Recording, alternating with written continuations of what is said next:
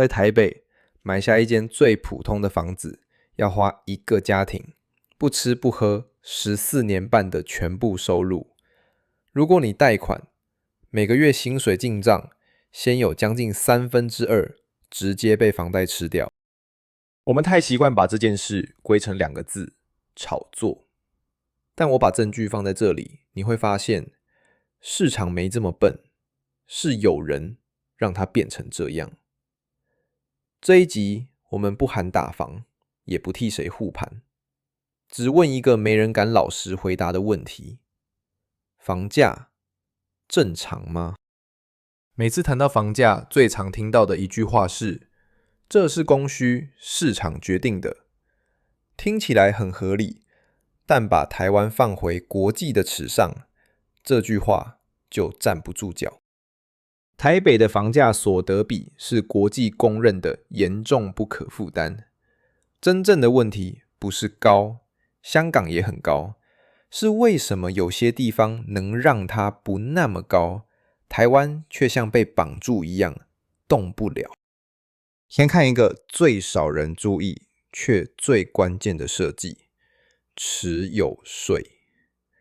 在台湾，你持有房子要缴的房屋税，课的不是它的市价，而是政府自己定的数字——房屋评定现值。这个评定现值远远低于房子真正的市价。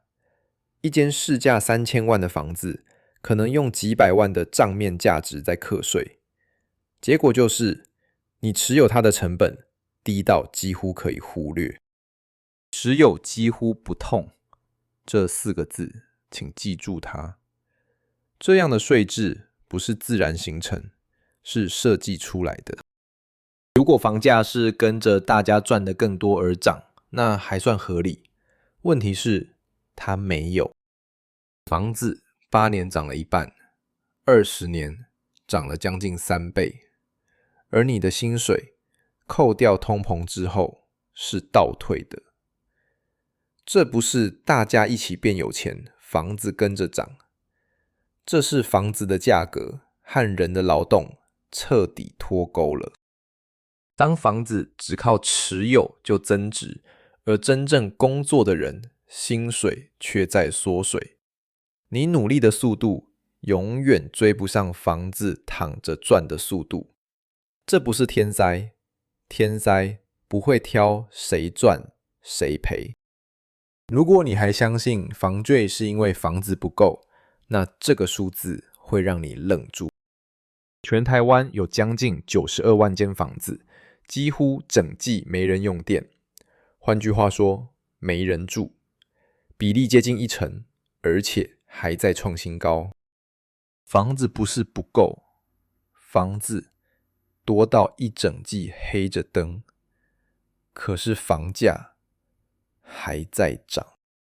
在一个正常的市场，东西多到卖不完，价格会跌。但在台湾，房子空着却照样涨。因为对持有的人来说，空着的成本几乎是0，空着不痛，卖掉反而要缴税少赚以后的增值。于是囤变得比卖更聪明。这不是供需失灵，是制度在奖励囤积。为什么整个社会愿意把钱倒进房地产？因为连银行都这么做。全台湾银行的放款超过1/3压在不动产上，这代表房子早就不只是住的地方，它是整个金融体系的抵押品，是资产的底盘。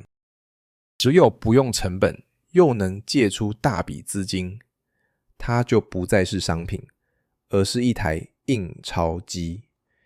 印钞机一旦转起来，最不希望它停的是谁？是握着大量房子的人，是靠开发赚钱的建商，是税基与选票都绑在土地上的地方政府。房价要不要降，从来不是能不能，是谁挡着。低到不痛的持有税，空着也照涨，压满房产的银行。3件事接在一起，房价就不可能自己降下来。天灾没有受益者，这套局每一环都有人在赚钱。一定有人说，房价高是全世界的通病，谁也没办法。那我们看一个就在隔壁的地方，新加坡，土地比台湾更小，人口更密，照理说房价该更可怕。新加坡用国家的力量盖房，用补贴把售价压下来，让一个普通家庭4到5年的收入就买得起祖屋。你可以说它有代价，有争议，这些之后会专门拆，但它证明了一件最重要的事，房价不是天上掉下来的数字。回到最开始那个问题，房价这么贵，正不正常？我的答案很明确，不正常。它不是市场的错，是选择的结果。让持有不痛的税制，奖励囤积的市场，压满房产的金融，每一件都是人定出来的规则，每一件都改得动。别人已经改了，我们没有。不是因为做不到，是因为动到太多人的口袋。是我们愿不愿意诚实承认，这池水有多深，又是谁靠它赚钱？水很深，但不是不能见底。